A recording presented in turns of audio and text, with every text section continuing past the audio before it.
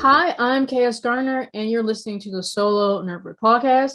Today, I'll be speaking with the creator and comics writer of the comic Fables of Reclamation, issue number 1, Jared Bailey. Welcome, Jared. Hi. How's it going? All right. Well, thank you for joining us today. Outside my introduction, who is Jared Bailey, and what are you about? Okay, I've always so I am Jared Bailey. I have been a lover of like comic books, superheroes, and sci-fi since I think my first brush with it was the 90s Spider-Man cartoon that would come on Saturday mornings. Spider-Man's always been kind of like my gateway into that entire I guess genre. And Yeah, and like what kind of inspired me the most to write comics of my own was honestly seeing that first Tobey Maguire Spider-Man film in first grade. And just the amount of I'm sorry. You said first grade. Yeah, I was in first grade. I was like 7. Um, it was pretty amazing as an experience to see something like made into like a tangible like live action form. And like I don't think I've ever seen like an adaptation like that where it took something that was like completely like 2D animated or hand drawn or illustrated as like an idea. And I really like have always wanted to give other people like that same kind of like satisfaction or enjoyment of being able to see something on the screen after seeing that first Spider-Man. That kind of like made me want to make movies. So I went to UC Santa Cruz to pursue a film degree. I think the main thing about all of that I think is the storytelling aspect. I think writing has always been something that's uh been something that I've wanted to do. And the stories in like Spider-Man comics and like comic books in general I think are things that like really um excite me because they're in all these different like fantastical realms, but there's always like um a really core value about just goodwill, um, that I think has always kind of been my inspiration. Yeah, I can definitely relate to Spider-Man being the gateway for a lot of us into comics. I think maybe in the fifth grade or sixth grade when this first Spider-Man came out with Toby. And I have the Stan Lee how to draw comics thing somewhere in this office. I don't know where it is. Nice. But yeah, that was from back in 2000 and I'm scared to say it. I can't even remember when it was. But yeah, I first started, with comics and like graffiti. I would try to mix it Oh, together cool. a little bit. Like so when I saw the Miles Morales one, I was like, oh my God, this is Yeah. middle school, high school all over again, because that's how I got into all of this as my own interest and not just another thing of media that I was consuming in a way. So I was actually in it instead of consuming it. So yeah, Spider-Man has definitely been my gateway. I don't know about you, but when a No Way Home came out, I had to like mute everything and block everything related to Oh Spider-Man. I was yeah. like, you guys, I had to block my favorite superhero because you guys are just ruining everything for me. Yeah, So totally. yeah, like I had to block it back when the trailer first came out and people were doing the spoilers. The movie hadn't even come out yet. Right. So yeah, I can definitely relate to Spider-Man being the gateway for me as well. But off of Stan Lee's comics, your comic Fables of Reclamation. What is that about? Oh, okay. So that is a medieval fantasy meets superhero action thriller.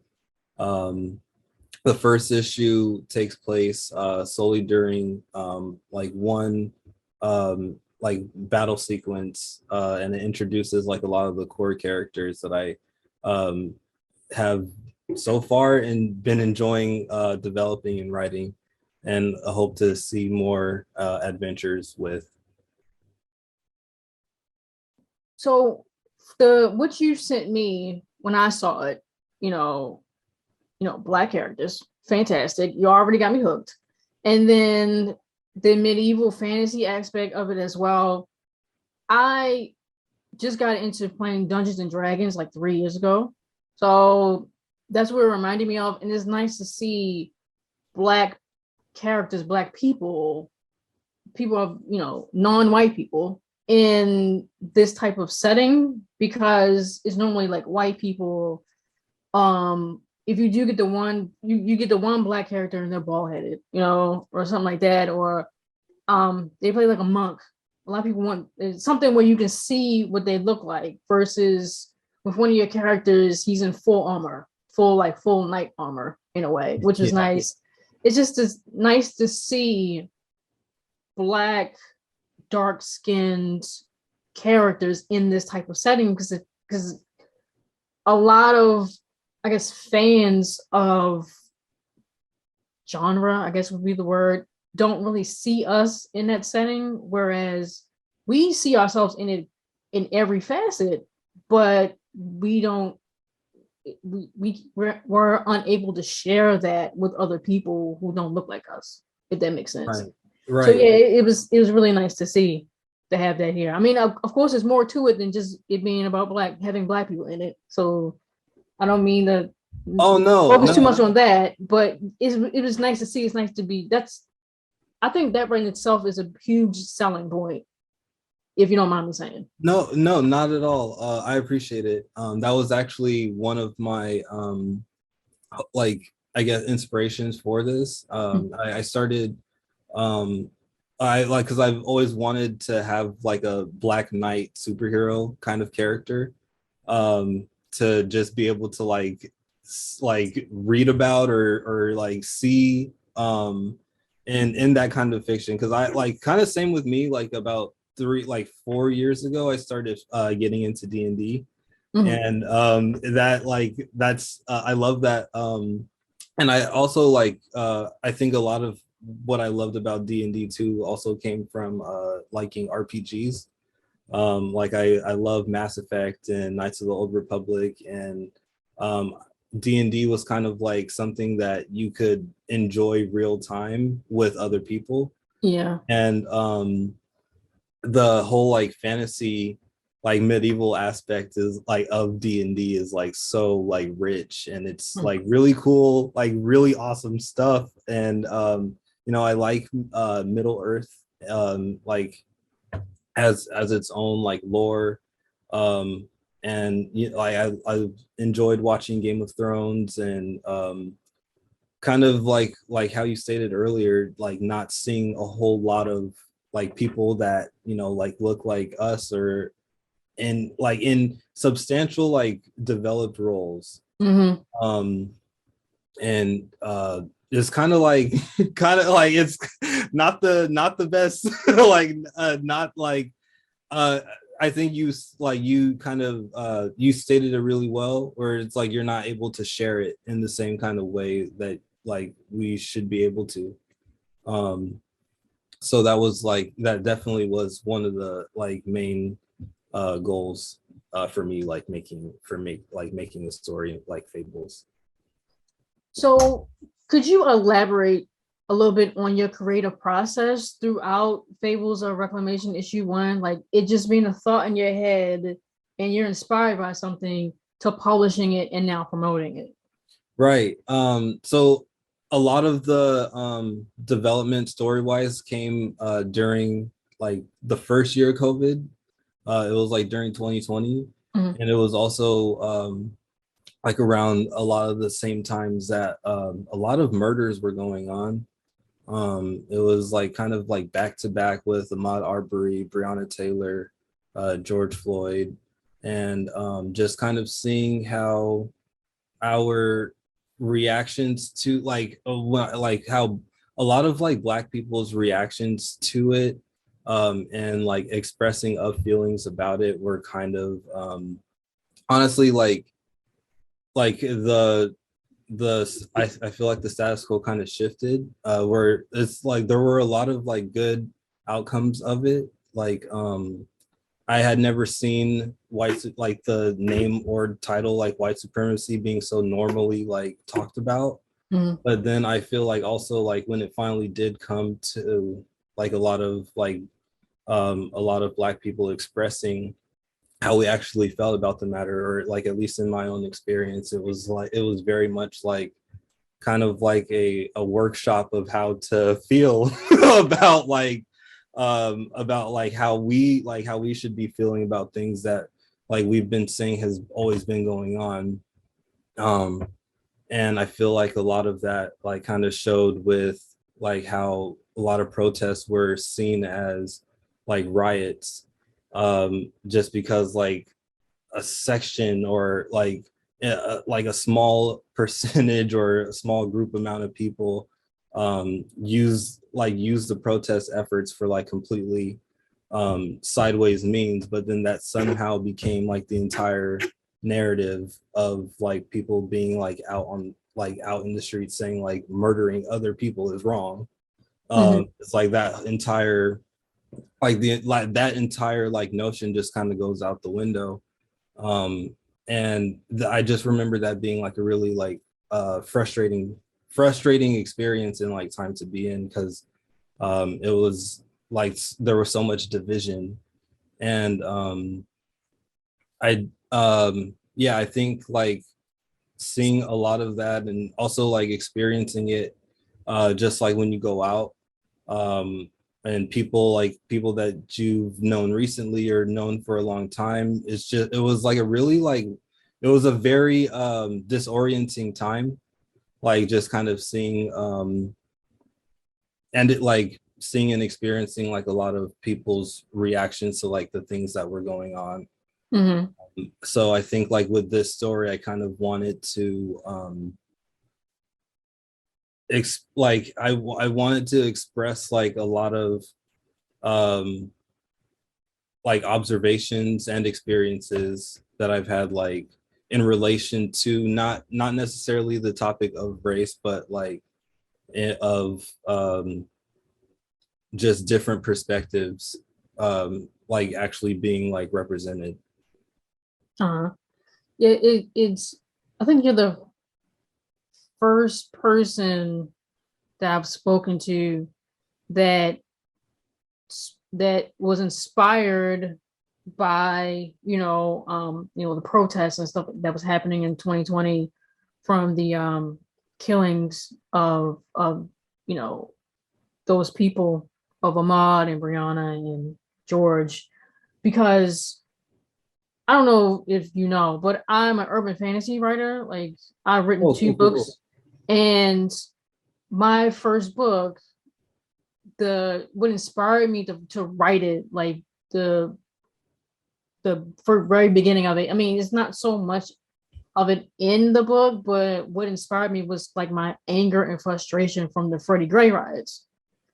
Mm-hmm. So a lot of it was very angry and frustrated, and I just kept thinking, like, if Black people had superpowers, if we were as you know mystical and maybe I wouldn't say fearful as people portray us as. I mean, we're just people, but if we did have superpowers, what would that look like? It may not be, like Spider-Man and Superman and anything like that, but what kind of powers would we have, and what would that look like in modern day time, in a way? Because that's pretty much how mine started. Nice. So it's nice to hear that somebody else kind of had the same line of thinking when they created their stuff, even though it may not be fully in their work. I don't know about yours, but it's not in mine. It is what inspired it, in a way, Yeah, and in a yeah. healthy kind of like a healthy way of channeling that frustration and anger, in a Mm-hmm. way. So it was nice to hear from somebody else as well. Oh yeah, totally. That's I think yeah, same. It is nice to hear definitely, because I feel like a lot of the times, like the emotion, like in the anger and frustration that comes from it can feel like so negative at a time that I like oftentimes don't, it's like I don't want to be putting out something that's like rageful, Mm-hmm. just to like kind of like cathartically like release it. Like, so it's like a lot of the times I feel like it was like an insecurity I had, like that I kind of needed to just kind of like let go and Mm-hmm. just like let the process be its process, and not necessarily be so worried about like how things would like come out, because over like also over the past like couple years, or like year and a half or so, I can't believe how deep into the pandemic we are. So crazy. Yeah. But but yeah, like around, like it's a lot of that time has also like I've had like a lot of time to like do a lot of that like inner work, which like to me in the beginning was like kind of like hard to do, like a lot of the like emotional like confrontation, uh Uh-huh. and I think that was like that beginning that process and like seeing the benefits of it is kind of like what helped me like affirm the idea that I wanted to like continue like writing these things, like writing these comics, writing these stories, like, and actually like pushing them forward, uh because like for a really long time, like a lot of the characters that aren't, or the like a lot of the characters and stories that like aren't in Fables, wanted to kind of like always put out there at some point, there's always like the grander like scale idea and stuff, like just developing with friends and family, and like creating like different ideas over time. That's always been something I've like enjoyed, but I think like with Fables, like really everything that was going on at that time, and like the amount of like frustration and emotions that I had, and also like the job I was working too, it was like all kind of aligned in the same point, like in the same like saying a lot of the same things in different settings, and then pointing me in the same direction, or a lot of it was just kind of like letting go of fear, and like always being able to acknowledge that the fear itself doesn't like ever really go away, but like learning how to like still work through it, has always been kind of like over the last year and a half or so something that has been like a really strong motivator. Um, could you describe some of your characters in Fables, like what your readers should expect as far as like I told the one character that was in full knight armor, and then you have like a witch that's in there as well with a big old afro, and like Yeah. what should we expect as readers for in Fables of Reclamation?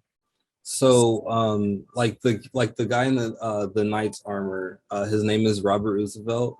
He's one of the main characters of the story. So he's basically this knight who has like when he was like an adolescent, he was part of like a village that was like raided, and he was part of like a recruitment effort to fight in this war, to preserve the land of this king who pretty much enslaved him to do that. And this first issue kind of introduces him like in the middle of one of these skirmishes, where he's like out on the front lines protecting the castle of like this king. So they're fighting like a giant sea monster, that's being used by these like this nation, like this group of goblins and cyclopses called the Preservers, who somehow have like found a way to use like a magical enchantment to like to take over the mind of this sea monster and have him attack this castle. The witch character, her name is Sister Sybil. She's like the other main character in the story, so she has the ability to summon teleportation portals at small distances, but that like what she chooses to teleport in and out is how she's like an effective and like powerful member in like the war efforts. So she's actually there from like separate ties to Robert Roosevelt. She was like, she's part of a separate village during like the recruitment effort, where she actually offered up her prowess on the front lines in exchange for the like remaining safety of her village. So she basically said like, I'll join your guys' fight if you leave like my family alone. So that's pretty much like where her and Robert's perspectives kind of differ, where he's fought in these battles for such a long time that a lot of the memories who he had of like the life that he had before, or what it could have been, and like, or what it could have been, he doesn't really have much connection to. Whereas she's still very much like present and aware of the circumstances on why they're there. While you were describing the two characters, I immediately thought of Robert as did you ever see, I think it's called, I don't know how you pronounce it, Yusuke is the one with the black samurai. Yeah, that's what it kind of reminds me of. And then Sister Sybil kind of reminds me of with her ability to teleport. She can only do it at short, you said like short distances, right? Yeah. So it kind of reminded me of like TARDIS from Doctor Who, how they can, I think that's what it is, right? How they can jump from to different times in history or something like that. It kind of reminded me of that. I was like, oh, that'd be really cool, because I always think when somebody asks, "Oh, if you can have a superpower, what would it be?" I was like, to fly and like to apparate from like Harry Potter, to like be able to just move. I like the freedom of just being able to move. Yeah. So she has that ability, and it's crazy because it's a black woman who has the ability to just move, to be free. Whereas I don't know if that is something that ever came to mind when you thought of the character, but that's what it reminds me of, or it makes me think of, that this black woman who, you know, Malcolm X said, black women are the most abused and oppressed people in the entire world. That's not verbatim. That's just me paraphrasing. But yeah, she's been able to just up and move and make her own decisions, and she has deep connections to her own life, whereas he doesn't. So, in the fact she's a black woman. So, yeah, I'm sorry. I'm just making these really connections as you're talking about, and I found them really interesting. Cool. Okay. That's you're pretty much spot on for both. Like Robert was like when I was writing him for like a lot of the earlier drafts, I was inspired off Yasuke. The anime hadn't come out yet, but I had heard they were like in development for a live action movie. At the sadly at the time, I don't know if there were rumors, but it was before, and sad, like honestly, Chadwick Boseman passing was like also another, like, and like Black Panther in general was like a huge inspiration. But I heard at the time that he was like in talks to like play like a live action Yasuke. And then that, from hearing that, like I was just like really interested in the idea of like a black samurai. So at the time there was a book out on him, so I was reading that just like out of like pure interest of like hearing about his story and stuff. And yeah, that was one really big inspiration. Like when I was first coming up with Robert, except just like took the samurai and made him a knight. But yeah, the idea of him being like a serf, um, who was like a servant and also like a really strong like warrior that like was heavily relied on in like in the battlefield to the extent of him like almost being like regarded out of serfdom was like one like a really big like inspiration for Robert's character. And what about Sister Sybil? Who inspired her? So at that time, I also wanted there to be like a black character who wasn't a slave. Because looking up like just black people in medieval times, like there were a lot of black people that served different roles in community like roles that had no ties to slavery yet, or like they had no servitude, like nor no like role of servitude, and one of those was there were like Sibyls.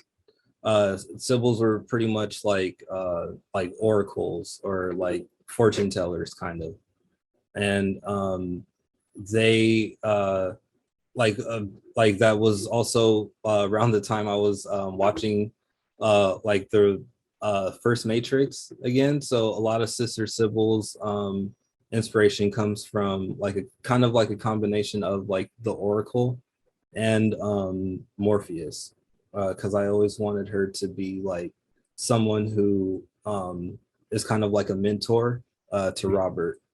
So it's like kind of like, and she's also like very like, and I guess to an extent like also Trinity, because like I wanted her to be kick-ass. So so yeah, yeah, like a lot of like seeing how like Sibyls were in medieval, like there were black female Sibyls in medieval times, and then also like the Oracle, like seeing those two things like kind of line up was like a lot of inspiration for like establishing where like what her role would be. Mm-hmm. So how has your experience been searching for collaborators? Like, did you illustrate this as well, or was this with someone else? So this was with Winston Gambro. I met him on Facebook. Honestly, Facebook has a lot of great like networking pages for comic book creators. And so that's, yeah, this was like I just did the words on this one.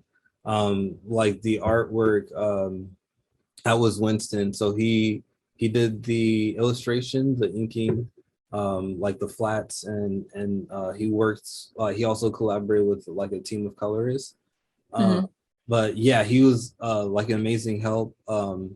That like the art and collaboration like searching process was pretty it's like very interesting and like a lot of like fun. um I would definitely say to anyone who would like who anyone who is starting to like how I started anyway is like going through like Facebook networking pages like comic book creators, comic book artists, comic book writers, comic illustrators. There's also ArtStation, um, Fiverr. I personally haven't found or like collaborated with anyone from Fiverr, but I know that's like a really good popular one. And also just kind of like surfing through Instagram uh, is how I met like a lot of the people I've collaborated with. The first concept artist I met Juwan, who did like a lot of the concepts artwork for the first Fables, and also like other characters like I hope to tell the stories of in the future. We met him through Facebook, his Facebook networking pages, and I think the collaboration process is very kind of enlightening, because it kind of shows you how much of it as long as like how much of it can like really be fun, like when you open like the heart of your project, and like also like and like what your vision is to other people, and just seeing like what you guys can make of it together. And yeah, like I never would have like over like last year, like when we like started the production process, like I never would have imagined like having something like finished and tangible after like kind of also letting go of those fears letting go of those fears again. So yeah, that's been one of the highlights for sure, is the collaborating process.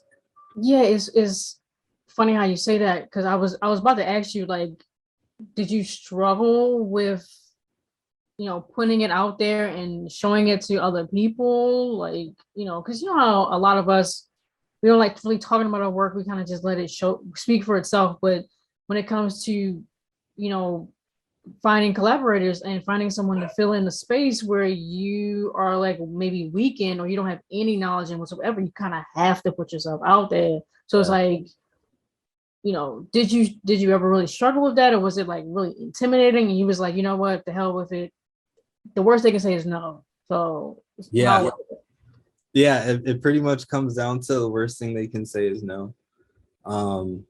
But it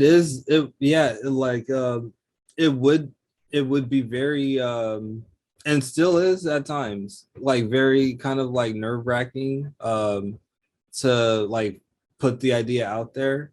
I think I just kind of have to like remember and learn that it's all like growth. It's all like like having fun with this current thing, and then learning from learning from the process of it, so that you can like come at the next thing with like a different angle. And that can be down to like just like the idea of what you want to see for a piece of like concept art. But I know like also putting into words is also its own process. Like from like a writer, like from a writer standpoint, like trying to like taking your work to an artist and like saying, hey, can we do this? Like, is this like is it's like that's its own process, putting it into words. But I think trusting that like you came to that vision for a reason, and just kind of like having faith on that reason. And then also like kind of like you said, like that's kind of where you have to like stretch yourself out a little bit to the artist, and trust that like they trust your vision enough to bring it forward. And also too, like leaving it open to like, because I feel like one of the big struggles is like how like easy it is to like like hold on to it, because it's our baby. So it's like kind of letting the artist have fun with it too, so where it's like something where it's like, yeah, it is a commission, it is something that they're doing for you, but like letting a little bit of their uniqueness like come out in it, and then it becomes like the final product becomes something like that kind of exceeds what you originally like thought. When it's like finished and complete, it's like, oh my god, like this is real, like this, it's like, so it's yeah, I think, but it's all like yeah, I think it's all growth, I think. Yeah. Okay. You kind of already answered it, but what advice would you offer to other artists that you wish someone would have told you when you first started? Oh, hmm.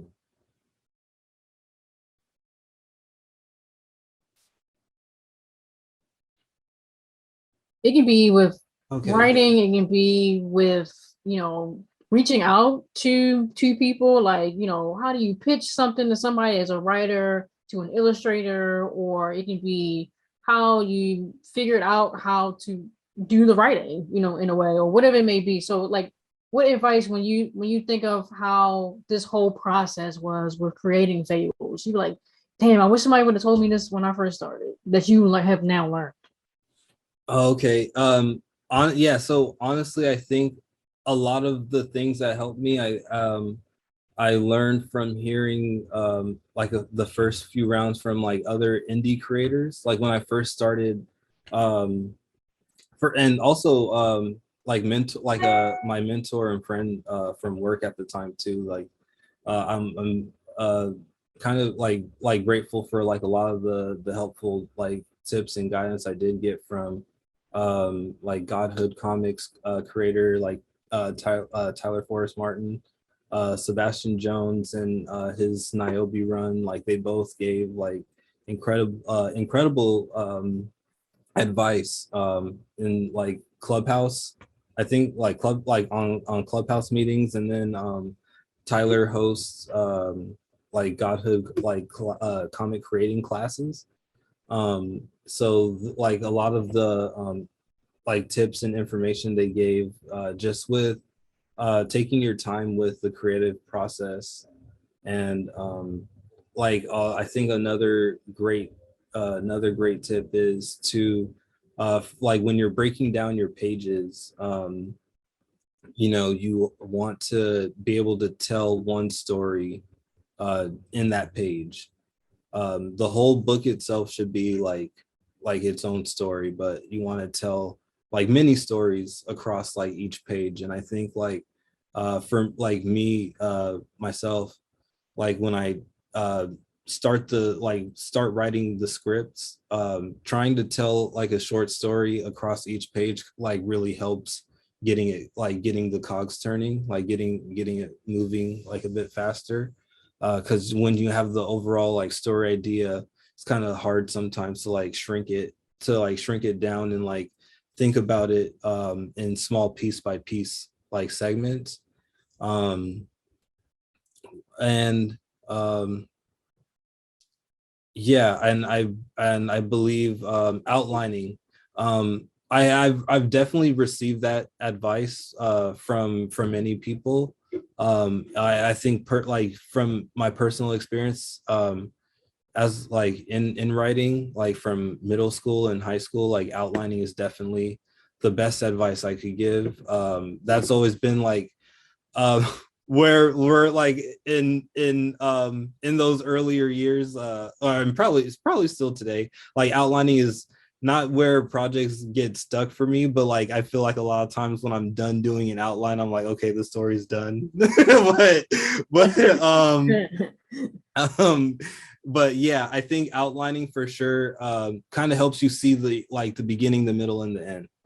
um it's very important. And then it's where you kind of get to have fun with the story the most, because then like the story starts telling itself, like once you have like all your main characters, like how like you and then you have in your head like how you like a lot of times like I'll know how I want it to end.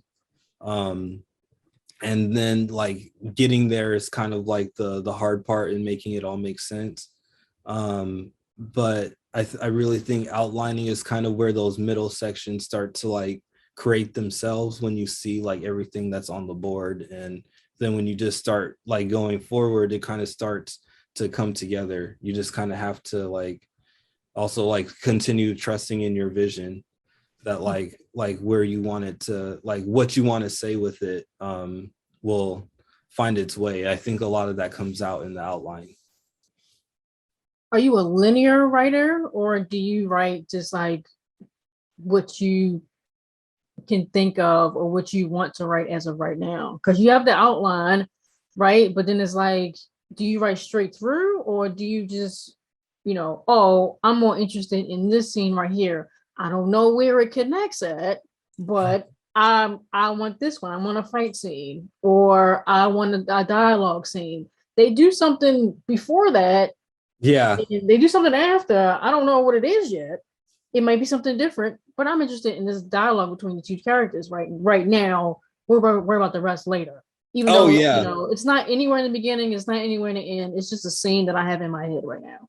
That I haven't, like, so for this first issue, that was like honestly one of the things that happened, and how it became the first issue was I was initially taking a class that was supposed to be like a short 10-page comic that like told a single story.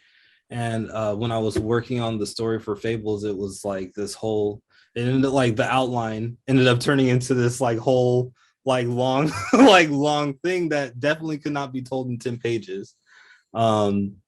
So then after the class, kind of stuck with the idea, and I wanted to really focus on a fight scene. Like I really wanted to like just do like in the original, like in the thing I was making for the class, it was like a quick panel of like a flashback of Robert in like a battle scene where it kind of shows like the battles that he's been through as a knight, like during the war. And that panel ended up becoming like a whole, like the whole first like issue, where it was kind of like exploring like why he's in this fight right now, like who's like also like fighting in this war, like what's going on the other side, like why are they at the edge, and it became like the entire so honestly, like it like the whole more story developments can come out from just wanting to focus on like one scene and things like that. Definitely. Yeah. Okay, well, my last question for you, Jared, is what is your idea of success? So I ask that because as creators, if we're not getting regular paychecks from a full-time job or making consistent revenue from our art, we're considered failures. Many of us will put our dreams and projects on the back burner or give them up altogether because this career can be highly intimidating and competitive. So what is your idea of quote unquote success? Honestly, finishing a project and seeing that someone else can enjoy it, like someone else is able to like have like a tangible like finished product of something that I made, and like it generates a positive emotion for them. I think that is like the goal. Yeah. Mm-hmm. Okay. Well, is there anything else that you want to touch on about Fables or Reclamation issue 1 that I may have missed, or did you want to talk about any other projects? Do you host? Is it Geekwology? How do you pronounce it? I don't know. Yeah. So, okay, did you want to talk about that, or I mean, did you want to still talk about Fables and then talk about that, just so you can round it up a bit before you talk about the show? Oh, sure. Yeah, so like our publisher is Geekwology Comics. Okay, Geekwology, okay. Yeah, so that is like, yeah, we're a comic book publisher. So Fables is like currently like our first published work, and soon this year we will be continuing to tell more Fable stories, as well as premiering my friend Kevin Manduhano's comic book series, Mortal Man, and that will be coming out also this year. So that's going to be more set in the present day. Kevin's going to be on the mic on that one, so I'm really excited. And that's also also like one of the best parts of the collaboration process is like working with other creators. So then like the brand of equality, and it's like it's great to have like different like, because the whole goal of equality is to like represent different perspectives. So I think like when we start putting out like more works from myself and like I can't wait for people to see Mortal Man, because it's that's gonna be also like on like hitting on like a lot of things about representation that are important to the both of us. So yeah, that's currently our plans for 2022. The more Fable stories, hopefully more updates will be out about that soon. And then we will also on our Instagram page at Geek Quality Comics, we will be keeping you guys updated for more Mortal Men updates and news, and more Fables of Reclamation. And you can currently go on geekquality.com to also check out more updates, and our merch store is online, and we're going to be selling the comics from there. Yeah, I was on the website and I saw Mortal Man. I was trying to click it and see more about it, and I don't think I could. I was like, this Mortal Man, this stuff looks really good. I want to see more about it. So yeah, I'm definitely interested in Fables of Reclamation. Like I said, I'm really into it. Reminds me of D&D. I'm really big into that. And then I have people of color in it as well, have a large role in it, pretty much be the main characters. It's even better. I'm all for it. So but again, I want to thank the creator and comics writer of the comic Fables of Reclamation issue 1, Jared Bailey. I highly recommend our listeners to give Jared's website a look, share, and buy Fables of Reclamation issue 1 among the other works and merch that they offer as well on the site. All of Jared's socials and website will be listed alongside the website in this episode's details. Again, I'm Kaya Sterner, and you have been listening to the Solo Nerd Bird podcast. Thank you.